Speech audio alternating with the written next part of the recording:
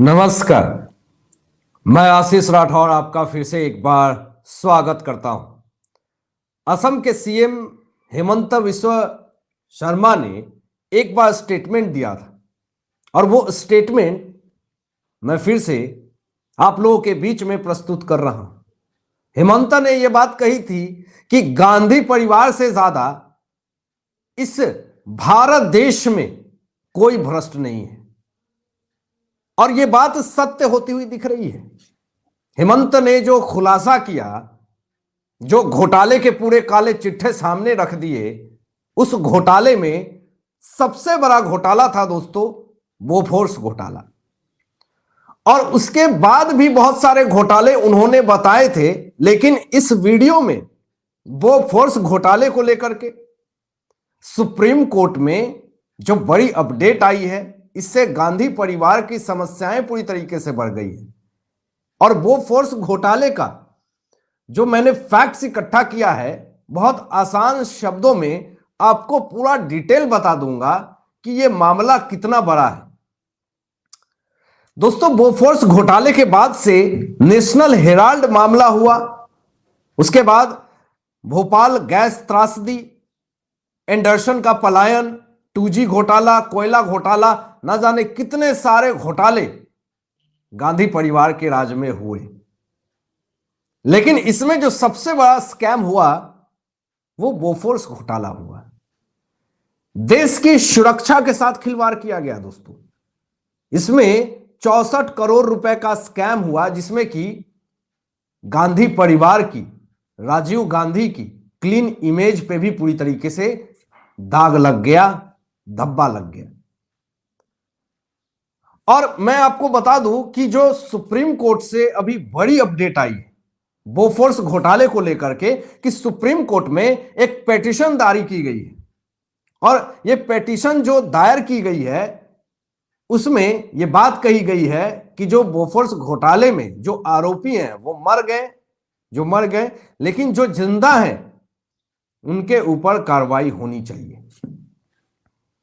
अब इसमें supreme court का क्या रोल है ये आपको आगे बताएंगे, लेकिन थोड़ा आपको ये बता दे कि बोफोर्स घोटाले का सच क्या है दोस्तों।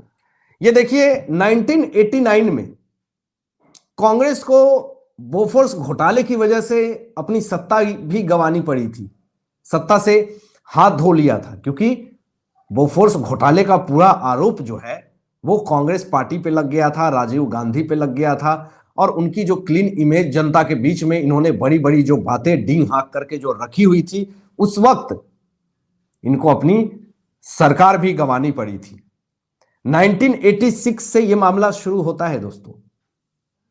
डेट ईस्वी ध्यान में रखिएगा, क्योंकि ईस्वी भाई मैं आपको पूरा डिटेल बताऊंगा और बहुत ही आसान शब्दों में बताऊंगा। यह बोफोर्स घोटाला आप बहुत अच्छे से समझ जाएंगे।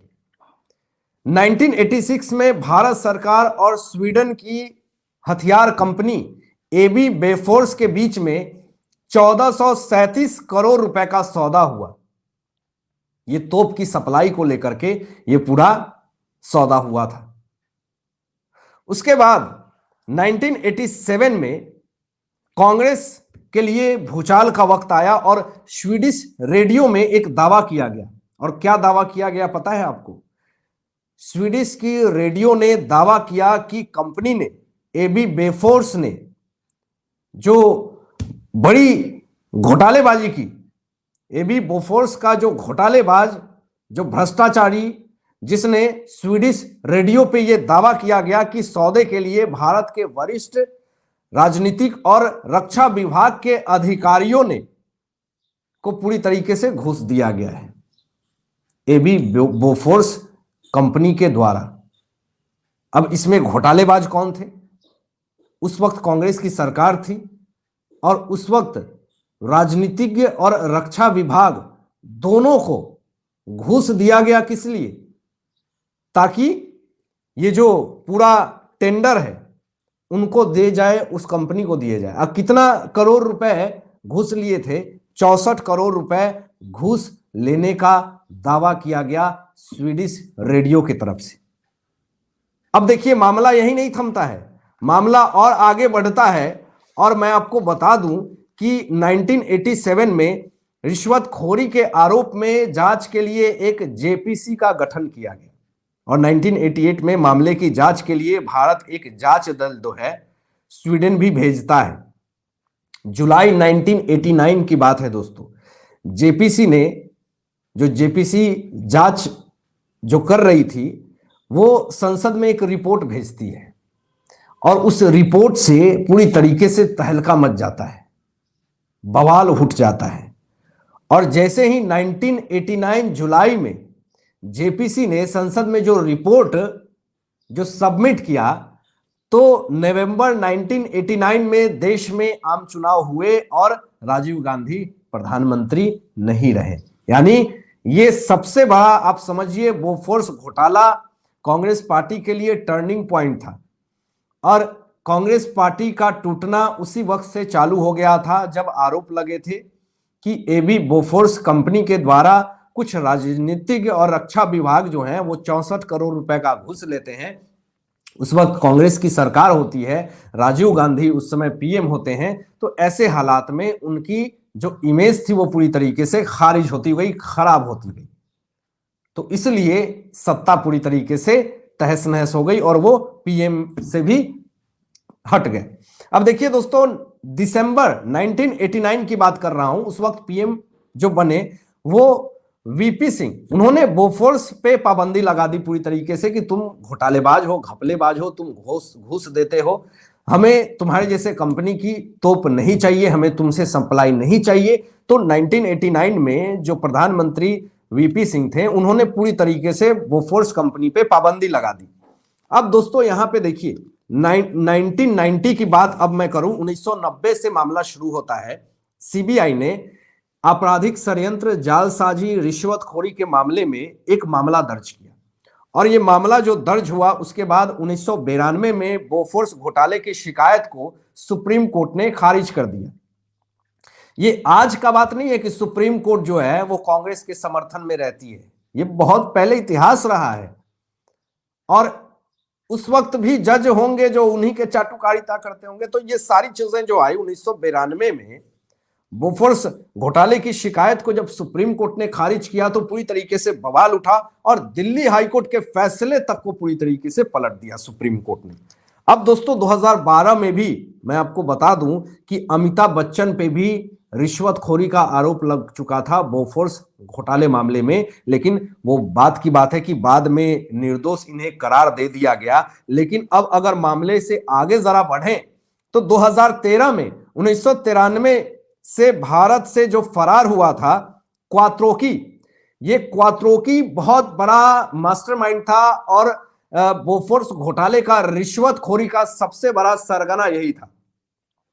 तो 1993 में ये भारत से बाहर भागा क्वात्रोकी और रिश्वतखोरी सबसे बड़ा स्कैमर ये था और इसकी मौत हो गई। कब हुई? 2013 में। उसके बाद जो अन्य आरोपी थे भटनागर, चड्डा, आडबो की भी मौत हो गई, ये सारे लोगों की मौत हो गई। लेकिन जो सुप्रीम कोर्ट में पिटीशन दायर हुई है उसमें यह बात कही गई है साफ तौर पे कि उसमें मांग की गई है कि चलिए जो आरोपी थे वो उनकी मृत्यु हो गई तो हो गई, लेकिन जो अभी जिंदा हैं उनके ऊपर भी कार्रवाई होनी चाहिए। पिता की गलती से बेटे को अभी दिक्कत हो रही है। राजीव गांधी उस वक्त सत्ता में थे और उनकी सत्ता में इतना बड़ा भ्रष्टाचार हुआ।